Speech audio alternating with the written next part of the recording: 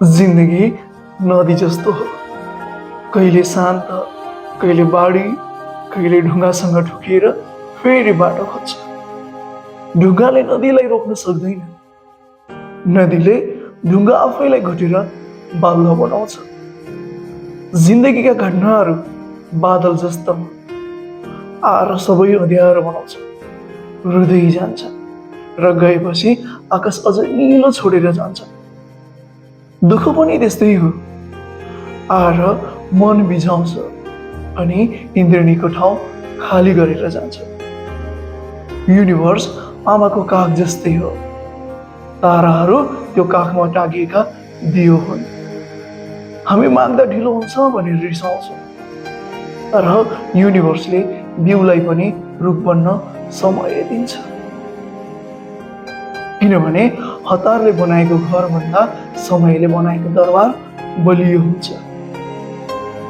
प्रकृतिले सिकाउँछ, रुखले हावा खाएर फल दिन्छ, बदलामा केही माग्दैन। फुलले फुल्दा सारा संसारलाई सुगन्ध दिन्छ, ठाउँ सोध्दैन। पहाडले सबैको भार बोकेर कहिल्यै पनि उजुरी गर्दैन। जिन्दगी पनि त्यस्तै हुनुपर्छ, दिने, बाँच्ने र झुकेर पनि नभाचिने। झर्ने हरेक आँसु समुद्रको एउटा थोपा हो, भत्किएको हरेक सपना युनिभर्सको अर्को योजनाको जग हो। अँध्यारो रात जति गाढा हुन्छ, बिहानको घाम त्यति नै सुनौलो हुन्छ। जिन्दगीलाई फुलको डोको सम्झ, टाढा छ भनेर फुल फाल्नु हुँदैन र फुल छ भनेर टाढालाई गाली गर्नु हुँदैन। दुवै मिलेर नै डोकोको शोभा बढाएको हुन्छ।